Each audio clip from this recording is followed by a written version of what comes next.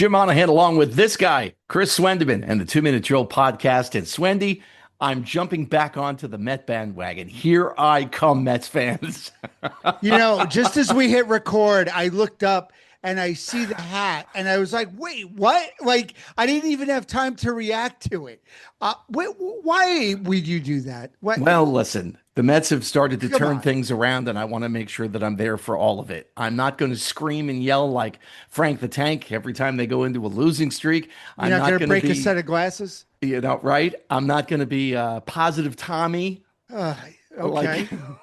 like You're the not going to guy. go the opposite end of the spectrum. There's a happy medium somewhere, and I think I have found it. And that would be with what they've done in the past couple of series. For example, they're 4-1 in their last five series, including taking two of three from the New York Yankees. They've won six out of their last 10. And as we record on Monday night, they have Washington for four, Mhm. they have the Marlins for three, they have the Reds for three, and they have the Marlins again for three.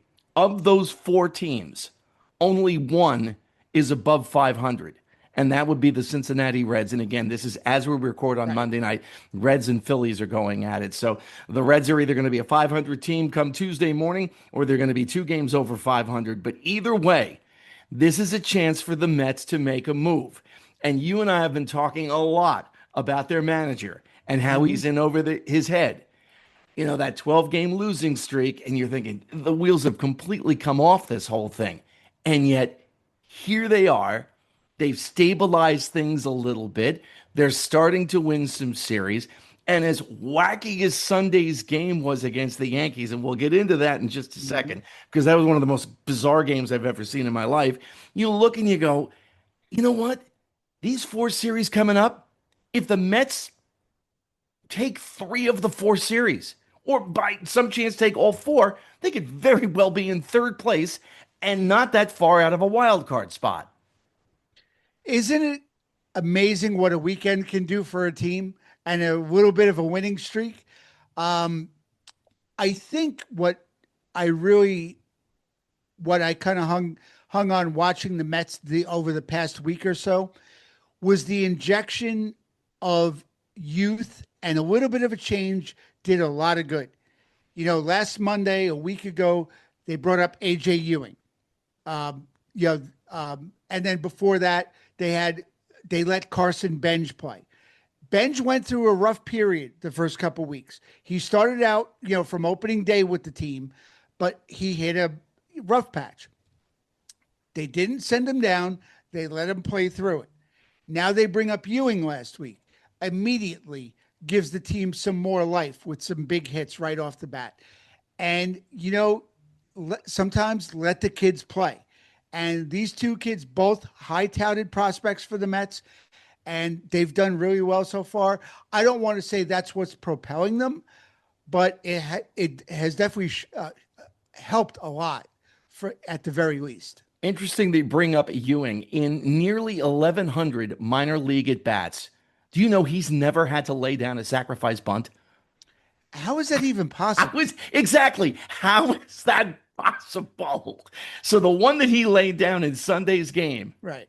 is the first of his career. Here we are against the Yankees, and he's asked to get a sacrifice bunt down. Meanwhile, some of the craziness in this game on Sunday involved the left fielder and the shortstop for both teams. Right. Mets shortstop Bichette going out on a fly ball. He should have been called off by the left fielder. The rule in baseball is the higher number has priority. And what I mean by higher number is the position number. Right. Left fielder is number 7, the Yep. shortstop is 6. Coming in, it's the left fielder's ball.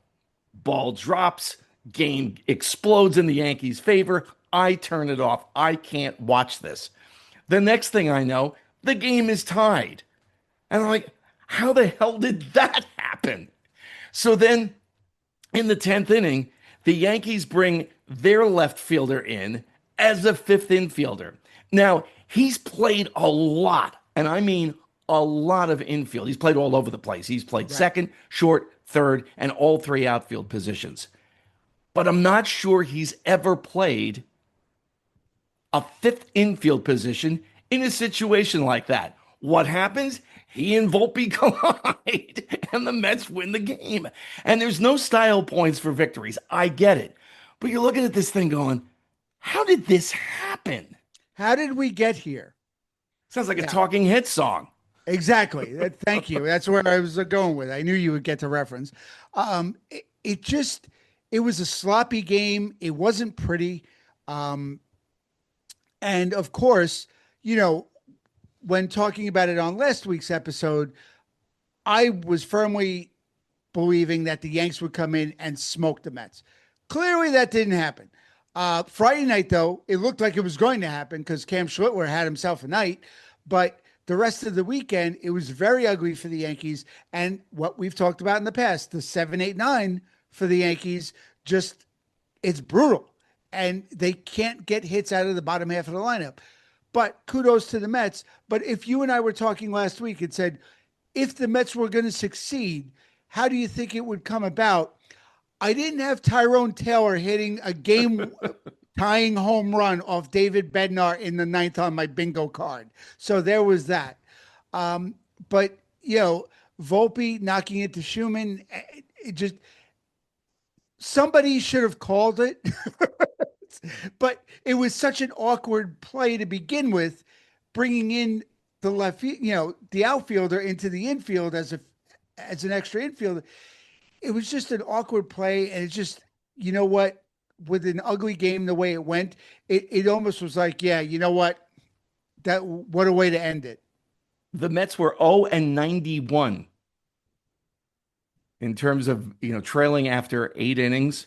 And actually, if you want to include the postseason, do you know the last time the Mets came from behind when trailing in the eighth inning to win a ball game? I'm afraid I don't even want the answer to this Are you because sure? it's going to probably just hurt more. But Pete sure, go Alonso's ahead. home run against the Brewers in the wild card series. Oh yeah, that And makes if sense. Alonso doesn't hit, I've been saying this since he hit the home run. If Alonso doesn't hit that home run, Met fans are tipping their caps to him and say, Pete, thanks Right. for the memories. We'll Yep. see you. Instead, we have to sign him. We got to sign him. We got to sign him. But that was the last time the Mets came from, trailed Right. after 8 and won a ball game. Wow.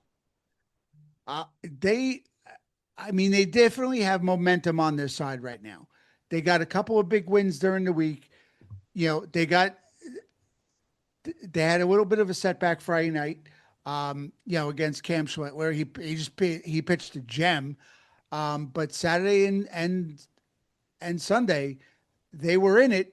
And they won Saturday and Sunday, and now they've got an easy part of the schedule. Anything can happen, and in the NL East, where there's no clear team pulling away right now, I think Atlanta, I don't think anybody's catching the Braves. I mean, still early though, It is. early It is enough. still early. You're right. But I just don't think anybody's catching Atlanta. That 12-game losing streak really buried a Oh, hole for them. it But the definitely next did. 13 Right, games, again, with the exception of Cincinnati, the next right, 13 games are against teams with sub 500 records. The Mets don't face a really formidable opponent until the beginning of June when they right, face the Padres. right. And that'll be an interesting test by then, depending on where they are after these three series, because San Diego is a very formidable opponent, and it'll be interesting to see when they get to that point how they'll do. But I think for the Mets, it's one series at a time right now. And as far as the Yankees go, just, they keep hitting these bumps for whatever reason. I think they've lost 10 of their last, 7 of their last 10 Right, games. They go on these big winning streaks and then they can't do anything right. They're going to get Cole back. He was like 99.6 miles hmm per hour in a AAA start. So he's on his way back. Has looked okay. He still throws a stinker up every so often. Freed, I don't know how long he's going to be out for. I'm a little worried about him. If you're a Yankee fan, I yeah, don't think you're going to see him for at least a month, if not a month and a half. Yeah, you know, losing Freed hurts, but getting Cole back is kind of the offset. Um, Cole, as of this evening, Aaron Boone kind of hinted that he may be back with the team this weekend. And does that have probably something to do with Freed and a losing streak? I would think so. But also, for a pitcher like Cole, he went, what, five in the third, and I think he got up to like 70 something pitches, 80 pitches maybe. What one more start at AAA? What is it going to really do?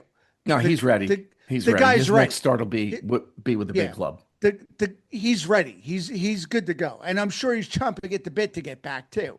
So you lose Freed, you get Cole. Will Warren has been really good. Warren has definitely exceeded my expectations so far, for the most part. And you know, you Rodon will go through his ups and downs, but Schlittler right now is really what is anchoring this team. I mean, this kid is just so exciting to watch. No stage too big for this kid so far, and I love watching him pitch. So we've got the Knicks and the Detroit Pistons to switch over to basketball. Yep. Knicks in six. Knicks versus Cavaliers. I'm sorry, Cavaliers. Yes, Yes, because the but Pistons got blown out at home.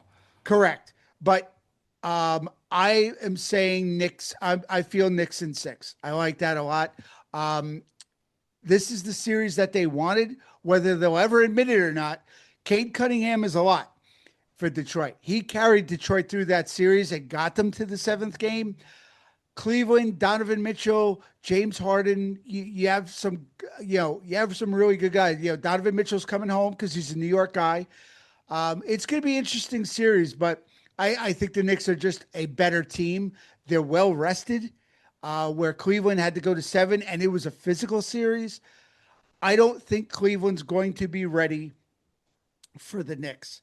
And I think the Knicks are physical. I think they have every kind of tool that will help them get through this series. Cleveland will win a couple, but James Harden, known for not coming up big in big series, I think you're going to see it once again. I think the Knicks will get to the finals at this point. So between now and next week, we'll see how the Mets do against Washington and the Marlins, the first half of these next 13 games. That's the 2 Minute Drill podcast for another week. You know what we say. If you like what we do, tell a friend. You hate what we do, tell an enemy. Just for the love of heaven, tell somebody. Comment, subscribe, do all that good stuff, and we'll talk to you next week. You got it, Jim. Enjoy.